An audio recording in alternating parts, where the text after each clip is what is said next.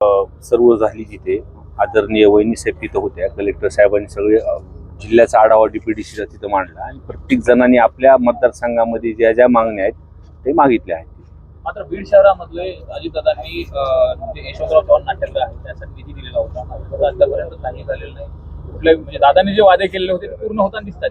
हो दिसतात ते, त्याला फक्त थोडासा प्रोसेसला वेळ लागतोय, पण त्या विषयावरती सुद्धा चर्चा झाली. नाट्यगृह असेल, तारांगण असेल, क्रीडाचं ते आपलं ग्राउंडचं आहे, लवकरात लवकर ह्याची उद्घाटन आपल्याला दिसते. या प्रफुल्ल पटेल असतील, सुनील तटकरे असतील, त्यांची बैठक झालेली आहे.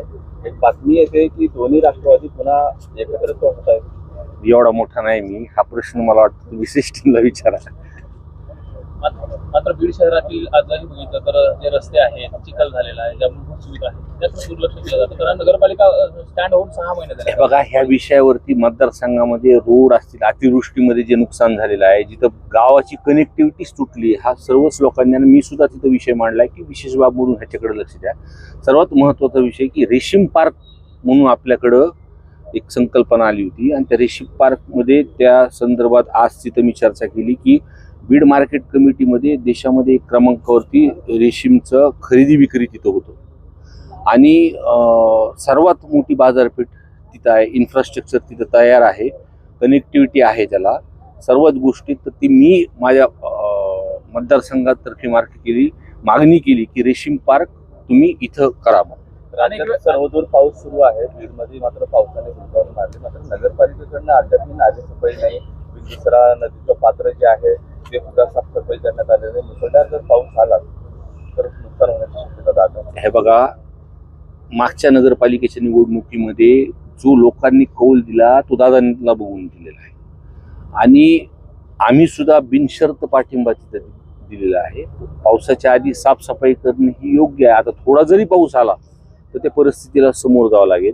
मी आज सुद्धा बैठकीमध्ये तो एक ड्रेनेजचा विषय घेतला की वहिनी साहेबांना सांगितले की 10 कोटी रुपयाची जर तरतूद केली तर जे बीड शहरामध्ये ड्रेनेज आहेत किंवा त्याला आउटलेटचं काढून दिलं तर ते मदत होऊन जाईल. आपण जर बघितलं तर नगरपालिकेच्या सभागृहामध्ये चर्चा झाली, तिकडे चमचगिरी करणारे जास्त असं एक शब्द निघला होता सभापतीकडून.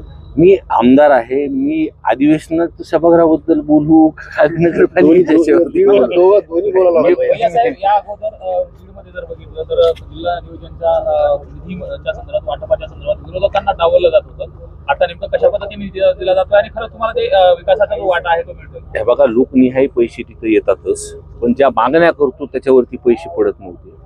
पण आम्हाला पूर्णपणे असं आहे की अजितदादा असताना सुद्धा अजितदादांनी जेव्हा आमच्या भेटी शेवटच्या झाल्या होत्या तेव्हा पूर्णपणे आम्ही तुम्हाला तिथं निधी देऊ त्यांनी असं सांगितलं होतं. आम्ही वहिनी साहेबांना पण सुद्धा हा विषय सांगितला. आजही मला पत्र देत असताना त्यांच्याशी बोलणं झालं तर ते मदत करतो म्हणून. DPDC मध्ये पत्रकारांना का बोलवलं जातं? सगळ्या जिल्ह्यामध्ये महाराष्ट्रातल्या पत्रकारांना बोलवलं जातं, इथं का नाही बोलवलं जातं? म्हणजे पारदर्शकता दिसू नये यासाठी हा सगळा मला वाटतं DPDCचे हे सर्व अधिकार पालकमंत्री महोदयांना आहेत. आपण हा विषय त्यांच्याकडे बोलू.